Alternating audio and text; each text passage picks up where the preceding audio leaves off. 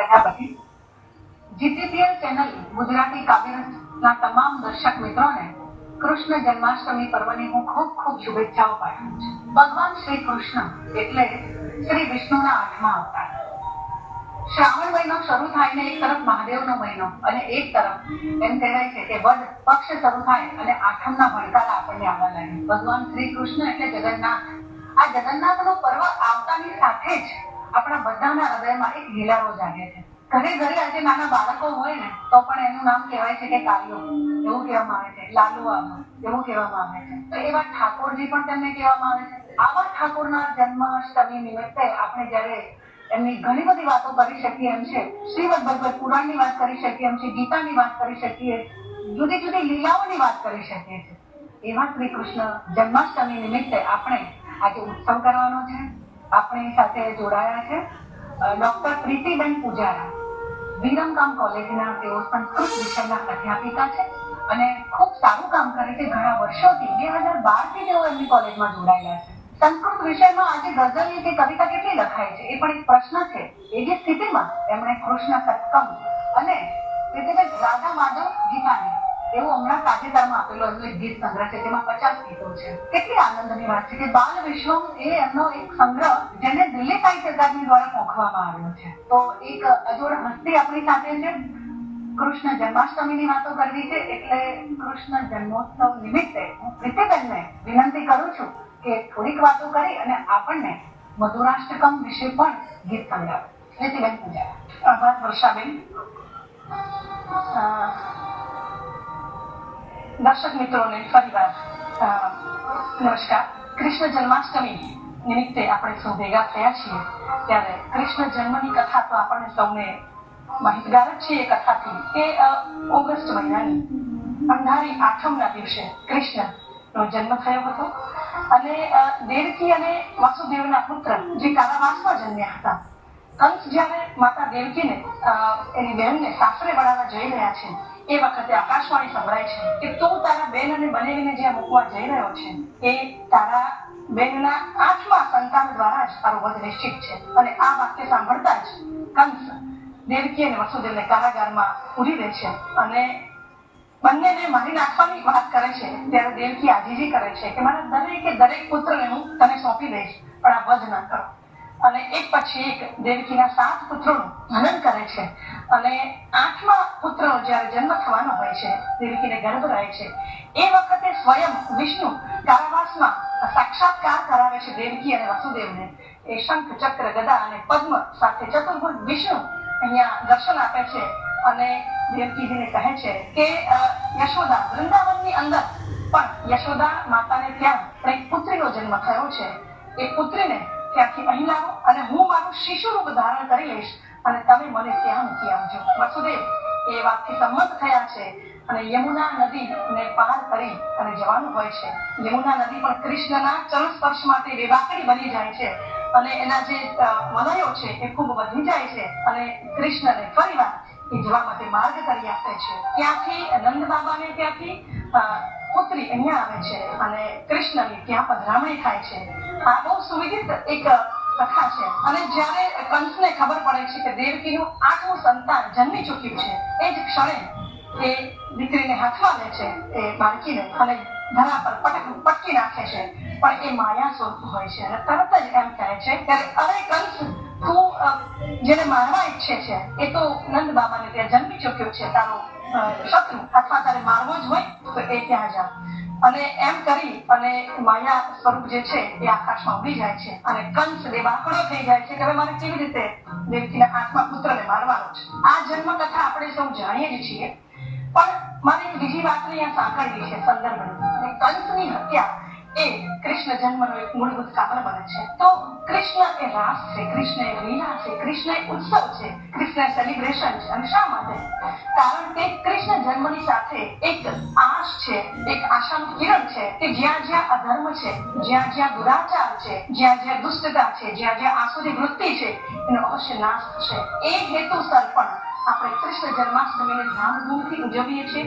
લોકો ભલે આધુનિકતાના સંદર્ભમાં આપણે વાત લઈએ તો લોકો ખૂબ આગળ વધી ગયા છે, પ્રગતિ કરી રહ્યા છે, પણ માનસિક વ્યગ્રતા, માનસિક તાણ એ ઉપરાંત આ બધી આસુરી શક્તિઓ, દુષ્ટતા, દુરાચાર એ સમાજમાં એટલા બધા વધી ગયા છે ત્યારે વર્ષાબેન એમ કહી શકાય કે કૃષ્ણ જન્માષ્ટમીનું એક બીજું મહત્વ એ પણ છે કે અધર્મ સામે ધર્મનો વિજય બિલકુલ બિલકુલ એ વાતને પણ આપણે અહીંયા અવશ્ય એ રીતે ધ્યાનમાં લેવી જોઈએ. આજે પણ એ કેટલા પ્રસ્તુત છે. જો મધુરાષ્ટકમ આજે પણ ગાઈ રહ્યા છે કેમ કે એનાથી ભાવ, ભક્તિનો ભાવ લોકોમાં વ્યાપ્ત છે. તમે જો કેટલા બધા પંથ આપણે ત્યાં ભારતીય સંસ્કૃતિમાં જોવા મળે છે. વૈષ્ણવ સંપ્રદાય છે, પુષ્ટિ સંપ્રદાય, પુષ્ટિમાર્ગી સંપ્રદાય. ભારતીય સંસ્કૃતિની ધરોહર જ શ્રી કૃષ્ણ છે. એવું કેમ કહેવું જોઈએ? વિષ્ણુનો અર્થ જ છે વિશ્વના અણુમાં જે નિવાસ કરે છે, વાસ કરે છે તે વિષ્ણુ. એના 8 અવતાર થઈને એ 8મો અવતાર એટલે શ્રી કૃષ્ણ જન્મ. તો પ્રીતિબેન, આપણે મધુરાષ્ટકમ સાંભળીશું તમારા મુખે. જરૂર જરૂર. વૈષ્ણવ સંપ્રદાયના તેજસ્વી આચાર્ય અને સંસ્કૃતના પ્રખર વિદ્વાન એવા પુષ્ટિમાર્ગીય જે મહાપ્રભુજી તરીકે ઓળખાણ છે એવા વલ્લભાચાર્યએ શ્રી કૃષ્ણના જન્મ વખતે એના અંગોપાન, એના રમણીય અંગોનું નિદર્શન કરીને આ સરસ મજાનું અષ્ટકમ લખ્યું છે અને સરસ આપણે એને ગાઈને સંભળાવીશ. અધરમ મધુરમ વદનમ મધુરમ નયનમ મધુરમ હસિતમ મધુરમ હૃદયમ મધુરમ ગમનમ મધુરમ મધુરાધિપતેરખિલમ મધુરમ વચનમ મધુરમ ચરિતમ મધુરમ વસનમ મધુરમ વલિતમ મધુરમ ચરિતમ મધુરમ ભ્રમિતમ મધુરમ મધુરાધિપતેરખિલમ મધુરમ વેણુર્મધુરઃ વેણુર્મધુરઃ પાણીર્મધુરઃ પાદૌ મધુરં નૃત્યં મધુરં સાખ્યં મધુરં મધુરાધિપતેરખિલં મધુરં ગીतं મધુરં પીतं મધુરં ભુક્तं મધુરં સુક્तं મધુરં રૂપં મધુરં તિલકં મધુરં મધુરાધિપતેરખિલં મધુરં મધુરાધિપતેરખિલં મધુરં ગુંજા મધુરા માલા મધુરા યમુના મધુરા વીથિર મધુરા સલિલં મધુરં કમલં મધુરં મધુરાધિપતેરખિલં મધુરં લલિतं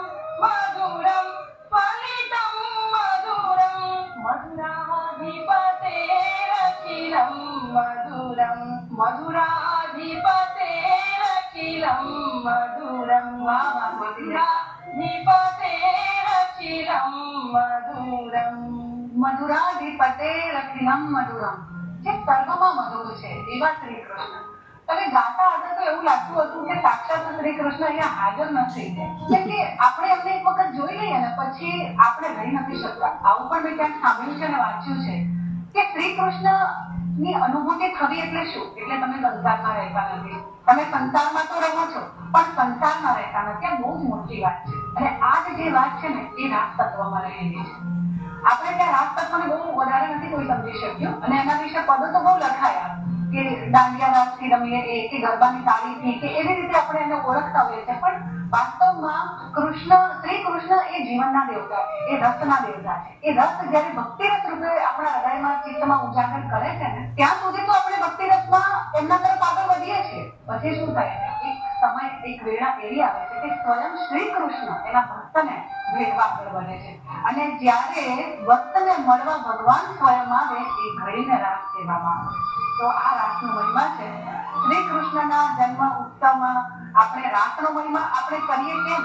કારણ કે જ્યાં જન્મથી અંત સુધીમાં જઈએ તો એમની બાળ લીલાઓ લઈએ કે એમની રાસ લીલાઓ લઈએ, ગોપી લીલા લઈએ, તે સર્વમાં છે. દ્વારકાધીશનું પદ તો બહુ જ કેટલી બધી વાતો થઈ શકે એમ છે. પણ પ્રીતિબેન, તમે તમારા સંગ્રહમાંથી જે રચના અત્યારે જે પણ તમારી પાસે ઉપસ્થિત હોય તો એકાદ રચના સરસ સંભળાવો. પછી તમે કહેશો તો હું પણ રચના તમને અવશ્ય સંભળાવીશ. કૃષ્ણ અને રાધા એક એવું તત્વ છે કે એ પ્રણયનું ઉત્કૃષ્ટ પાત્ર એમ કહી શકાય. અને એવું નથી કે રાધાને જ કૃષ્ણનો વિરહ થાય છે. કૃષ્ણ પણ રાધાના વિરહમાં એટલા જ જુએ છે અને એટલા જ એના પણ ભાવો રાધા પ્રત્યેના સુમધુર ભાવો વણાયેલા છે. તો એવું જ એક ગીત છે કે જે કૃષ્ણ કહે છે કે ભાઈ રાધા એક વખત કૃષ્ણથી રિસાઈ જાય છે વર્ષાબેન અને કૃષ્ણને મનાવવા માટે જે પ્રયત્ન કરે છે કે તારું તારું અભિમાન હે ગૌરી તું છોડી દે અને તું જયારે હાથ છોડાવીને જતી રહે છે ત્યારે મને કેટલું દુઃખ થાય છે, તું મને બાનું કાઢીને જતી રહે છે.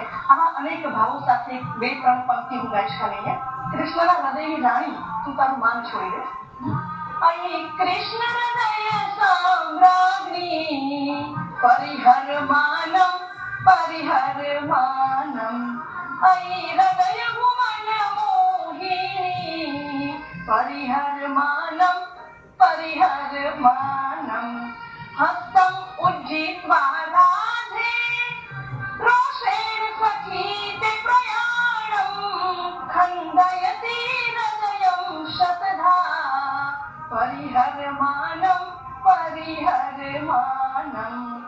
રાધા હૃદયે રમમાણમ યથેચ્છમ દંડય શ્યામમ વ્યાજેન કથમ અપસરસી પરિહર માનમ. અને છેલ્લે કહે છે કે તું ના હોય ત્યારે એક ગીત છે એ મને ખાવા દોડે છે અને ઘર મને સ્મશાન જેવું લાગે છે. ભીત્તિર ગ્રસતીવા ગેહમ શૂન્યમ મે શ્મશાનમ શ્રાવય મંજુલ મંજીરમ પરિહર માનમ. આપણી સાથે આજે SLU કોલેજના ગુજરાતી વિષયના પ્રાધ્યાપક વર્ષાબેન પ્રજાપતિ જોડાયા છે અને વર્ષાબેન પ્રજાપતિનું જીતીબેન પરિવાર વતી હું પુનઃ સ્વાગત અભિનંદન કરું છું. વર્ષાબેન પણ કૃષ્ણ ભક્તિના અસંખ્ય ગીતો લખે છે. એમણે આપણને કૃષ્ણ ભક્તિના 3 સંગ્રહો આપ્યા છે. મોરપીંછના સરનામે, હાથ જાગમ થઈ જતા, અલખ મનસની અજવાળું. આ ત્રણેય અદ્ભુત સંગ્રહો છે કૃષ્ણ ભક્તિના. ત્યાં મીરા બનીને વિનસે છે. હું તો વર્ષાબેનના કાવ્યો જ્યારે વાંચું છું ત્યારે મને પણ મીરાનું સ્વરૂપ દેખાય છે. એમની કવિતાઓમાં સાક્ષાત મીરા ભાવ મને દેખાય છે. તો આવા વર્ષાબેન પ્રજાપતિને મારે નિવેદન કરવું છે કે હવે આપ પણ કૃષ્ણ લીલા વિશે, બાળ લીલા વિશે ભાગવત પુરાણમાંથી ક્યાંક સંદર્ભો ટાંકીને આપ દર્શક મિત્રોને એક કિસ્સો. જી બિલકુલ પ્રીતિબેન, સરસ પરિચય તમે કરાવ્યો. પણ કહેવાય છે ને કે કવિનો સાચો પરિચય એનો શબ્દોમય છે, એમ ભક્તનો સાચો પરિચય પણ એના ભગવાન સાથેની જે કનેક્ટિવિટી છે, અનુસંધાન છે, એ છે. મીરાબાઈએ આટલા બધા પદો લખ્યા ત્યારે કવિ થવાના છે કે નહીં એવી કોઈ સભાનતા એમની એટલે જે ભક્ત હોય છે ને એ કવિ પદ પાછળથી પ્રાપ્ત કરે. કદાચ કોઇન્સિડન્ટલી એટલે મારામાં પણ આવું બન્યું. પણ મને તો એક કિસ્સો બહુ ગમે છે કે જ્યારે શ્રી કૃષ્ણ ભગવાન પારણામાં ઝૂલતા હોય છે, યશોદા માતા એમને ઝુલાવતા હોય છે અને ત્યારે એમના ગુરુ પરંપરા પ્રમાણે એમનું નામકરણ કરવાનું હોય છે અને ત્યાં ગુરુ પધારે છે. જ્યારે એમની આસપાસ પશુઓ, પક્ષી, પ્રાણીઓની એક નાનકડી સભા જેવું ભરાય છે ત્યારે યશોદા મૈયા બહુ ગભરાઈ જાય છે કે આ મારા લાલાને કઈ થઈ જશે તો. પણ ગુરુ ગરગા ત્યારે ત્યાં ઉપસ્થિત હોય છે અને કહે છે કે સર્વને જે પોતાના તરફ આકર્ષિત કરી લે છે એનું નામ કૃષ્ણ. એટલે આવી રીતે એમનું કેવું સરસ રીતે નામકરણ કર્યું. અને પછી તો તમે જુઓ કે એનું નામ માધવ પડ્યું, એમને કેસી નામના જે રાક્ષસનો નાશ કર્યો એટલે એનું નામ કેશવ પડ્યું. એમને તો જીરેન્દ્રય પણ કહેવામાં આવે છે, એમને ઋષિકેશ પણ કહેવામાં આવે છે. દરેક નામ સાથે એમનો ગુણધર્મ જોડાયેલું છે. બીજી સરસ ઘટના કે પૂતના વચન, એ પણ આપણે તો એનાથી વિદિત છે કે કેવી રીતે એ કંસના કહેવાતી પૂતના એક સુંદરીનું રૂપ લઈને ત્યાં આવી છે અને ખૂબ દૂર જગ્યાએ જઈને એને દૂધ પાન કરાવે છે. પણ ભગવાન તો ભગવાન છે, એ બાળ સ્વરૂપમાં બધાની સામે ચમત્કાર નથી કરતા અને એટલે એ એમના પોતાના ઘરથી બહુ દૂર લઈ જઈ વનમાં એ પૂતનાનો વધ કરે છે. તો પ્રીતિબેન, હું તમને એકાદ રચના એવી પણ સંભળાવીશ કે ગોપીઓ સાથે જોડાયેલા છે અને રાધાજી સાથે એ જોડાયેલા છે. ત્યારે ઉદ્ધવ પ્રસંગની વાત આવે ત્યારે તો ઉદ્ધવજીને પણ એક મદ ચડી ગયું હતું ને કે ભાઈ હું જ જ્ઞાની. શ્રી કૃષ્ણ ચરણોમાં એ તો એ કહેતા હતા પણ એમને જે ભક્તિનો મહિમા ખબર નથી. એટલે પછી શ્રી કૃષ્ણની જે યોજના એમની લીલાને તો કોણ પામી શકે. એમને કહે છે કે ભાઈ મને તો રાધાની બહુ યાદ આવે છે, યશોદા માતાની બહુ યાદ આવે છે, તમે આ પત્ર લઈ જાઓ અને ત્યાં પહોંચાડજો, મારી ગોપીઓને જરાક સંદેશો આપજો ને તમારા જ્ઞાનનો. અને તો આપના મુખેથી અમે એ ઉદ્ધવ પ્રસંગને મળી લઈને એકાદી વાર્તા, એકાદી કાવ્ય પ્રસંગ તો આવી રીતે જ આવશે કે રાધાજી શું કહે છે. જો તો મેં મોરપીંછના સરનામે જે ગીત છે એમાં આવી રીતે મળ્યું છે કે શ્યામ એકવાર ગોકુળ પધારજો. આ ગોપીઓ પણ કહે છે અને આ ઉચ્ચાર ભાવ રાધાજીના મુખે પણ છે કે શ્યામ એકવાર ગોકુળ પધારજો. કે રાધાની પીડાનું નામ તમે આપો તો મોરપીછ સરનામે રાખજો. શ્યામ એકવાર ગોકુળ પધારજો. ઔધવજી તંગ અમે મેળ્યા સંદેશા કે કાનાને બધું લઈ આપશે. હવે અહીં કૃષ્ણ પણ આવશે, એની પણ ઉક્તિ આવશે અને રાધાની પણ કે ઔધવજી તંગ તમે મેળ્યા સંદેશા કે કાનાને બધું લઈ આપશે. જશોદાનું માખણ અને ગોપીના કામણને રાધા તો સૌથી અપવાદ છે. મોટી મોટી વાતો તો તમે બહુ કરો છો પણ તમે કરી નથી શકતા આવવાનું. એ જે વાત છે ને કટાક્ષમાં એ આવી રીતે મૂકી છે. તમને તો ઉપજાનો લાગ્યો શો રંગ, કદી રાધાની પીડા સંભાળજો. શ્યામ એકવાર ગોકુળ પધારજો. ને આજે પણ જમનાના નીર હજી સૂકા ને સોનું છે વૃંદાવન ધામ રે. એવા તે કેવા તમે કીધા હેવાયા કે ડાળ ડાળ ગુંજે છે શ્યામ રે. ગાયોના ધણ હજી ભટકે છે શ્યામ. એ ગાયોના ધણ હજી ભટકે છે શ્યામ. તમે વાસળીના સુર થકી વાળજો. શ્યામ એકવાર ગોકુળ પધારજો. અને ગીતનું છેલ્લું બંધ છે કે ઘેલી ગોપી તો હજી ઝબકે છે મધરાત. આ કૃષ્ણ દયાની સ્થિતિ છે કે ઊંઘમાં પણ ઝબકતી રહે છે. ઘેલી ગોપી તો હજી ઝબકે છે મધરાતે બ્રજમાં રમાય જાણે રાત્રે ભણકાયા. ને એને તો રાચવું છે મરગમતી પીડામાં. એને તો રાચવું છે મરગમતી પીડામાં. છોડીને જગની મરજાદ રે. ઋણાનું બંધ તમે વિસરી ગયા શ્યામ. કે ઋણાનું બંધ તમે વિસરી ગયા શ્યામ. જન્મોનું સદપણ નિભાવજો. અહીંયા બધા અવતાર આવી ગયા. જન્મોનું સદપણ નિભાવજો. શ્યામ એકવાર ગોકુળ પધારજો. રાધાની પીડાનું નામ તમે આપો તો મોરપીછ સરનામે રાખજો. શ્યામ એકવાર ગોકુળ પધારજો. ખૂબ સરસ વાત કરી. શ્યામ એકવાર ગોકુળ પધારજો. ભાગવત પુરાણમાંથી આપણે બાળલીલાથી શરૂ કરી અને કૃષ્ણ ભક્તિના ગીતોમાં અમે તરબતર થયા. વર્ષાબેન ખૂબ સરસ મજાની આપણા સંગ્રહમાંથી આપણે એક બે રચનાઓને સંભળાવી. પણ પ્રીતિબેન હું તમને અહીંયા એટલે કહું છું કે આપણે જન્મની વાતો બહુ જાણીએ છીએ પણ એમની જે કરણી છે એ શ્રીમદ ભગવત પુરાણ છે પણ પત્ની છે એ શ્રીમદ ભાગવત કથા એટલે ગીતા છે. થોડીક એના વિશે પણ એક બે વાતોનો પ્રકાશ પાડ્યો. શ્રીમદ ભગવત ગીતા વિશે એમ કેવું હોય તો એમ કહી શકાય કે કૃષ્ણ જે કુરુક્ષેત્રના મેદાનમાં અર્જુનને જે ઉપદેશ આપે છે, અર્જુન માત્ર રૂપક છે. અર્જુન એક નિમિત્ત છે પણ વાસ્તવમાં અર્જુનને આપેલો જે સંવાદ જે ઉપદેશ છે એ માનવ માત્રને લાગુ પડે છે. કારણ કે એમાં તમારે એક બે વસ્તુની વાત કરવી છે કે ત્રીજા અધ્યાયમાં કર્મયોગની વાત જ્યારે આપે છે ત્યારે કૃષ્ણ સમજાવે છે અર્જુન જ્યારે બધા જ હથિયાર બેઠા મૂકી નિર્ધાર કરે છે વર્ષાબેન કહે છે કે હું યુદ્ધ નહીં લડું. સિદ્ધાંતિ મમ ગાત્રાણી મુખમ ચ પરિશુષ્ય. મારે આજે યુદ્ધ કરવું છે. તે વખતે કૃષ્ણ એમ કહે છે કે ભાઈ તારે યુદ્ધ કરવું જોઈએ. શા માટે કરવું જોઈએ? કારણ કે અત્યારના જે યુવાનો છે એ અર્જુનથી કઈ જુદા નથી. અત્યારના યુવાનો અસમંજસમાં વિધામાં એટલા બધા હોય છે કે શું કરવું ને શું ના કરવું તે અટકી પડ્યા છે. પણ એ અર્જુનની સાથે કૃષ્ણ સ્વયં હતા એટલે એમની પાસે તો કોઈ સવાલ જ નહોતો. પણ આ અત્યારના યુવાનો જો અર્જુન રૂપી યુવાનો છે એમને કહીને કૃષ્ણએ કહ્યું છે કે અર્જુન એમ કહ્યું તું જો યુદ્ધ નહીં કરે તો શું થશે? કારણ કે તું ક્ષત્રિય છે, તું બાણાવળી છે અને એક ઉત્તમ નેતા છે. એક ઉત્તમ નેતા કેવો હોવો જોઈએ એની વાત પણ ત્રીજા અધ્યાયના 19મા શ્લોકમાં ભગવાન કહે છે કે યદ્યદા ચરતિ શ્રેષ્ઠઃ યદ્યદા ચરતિ શ્રેષ્ઠઃ તત્તદ્દેવેતરો જનઃ સયત પ્રમાણં કુરુતે સયત પ્રમાણં કુરુતે લોકઃ તદનુવર્તતે. હે અર્જુન જો તું યુદ્ધ નહીં કરે તો લોકો તારા દાખલા લેશે અને તારી છબી અનુકરણીય છે. તું બાણાવળી છે અને તું યુદ્ધમાંથી પીછેહટ કરીશ તો લોકોને એવો સંદેશ મળશે કે યુદ્ધમાંથી પીછેહટ પણ કરાય. માટે આપણા સમાજમાં જે મોભી છે, વડીલ છે, શાસક છે, નેતા છે એની છબી તો સમાજમાં અનુકરણીય જ હોવી જોઈએ. ભલે આ સંદેશ અર્જુનને છે પણ માત્ર અર્જુનને નથી. આ સંદેશ ઉત્તમ રાષ્ટ્ર નિર્માણમાં જોડાયેલા દરેક મોભીઓને છે, દરેક વડીલોને છે. શિક્ષક તરીકે હું આજે ક્લાસમાં રોજ 10 મિનિટ મોડી પહોંચતી હોઉં તો મારા માટે પણ આ સંદેશ છે કે યદ્યદા આચરતિ શ્રેષ્ઠ. વાહ, તો કૃષ્ણએ આવી અનેક સલાહ, અનેક ઉપદેશો અથવા તો અનેક મુઘમ રહીને પણ વાતો કરી છે કે ઉત્તમ રાષ્ટ્ર નિર્માણ માટે.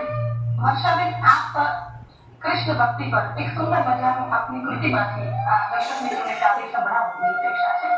હા, હું તમને અવશ્ય સંભળાવું. તમે રાધાની આંખોનું ગાણું, તમે રાધાની આંખોનું ગાણું, રે શ્યામ કદી આંગણે પધારો તો જાણું. તમે રાધાની આંખોનું ગાણું કે મોર પીછે જોઈ અમે, મોર પીછે જોઈ અમે માની લીધું કે હરી આવ્યા છે રાસલીલા રંગવા. આંખોને દરવાજે ટાંગી છે એમ જેમ તાપિયાની ફરતે હો દીવા. જાણું છું નાથ, અરે જાણું છું નાથ તારે કેટલાય કામ, તારું નક્કી ન મળવાનું કામ.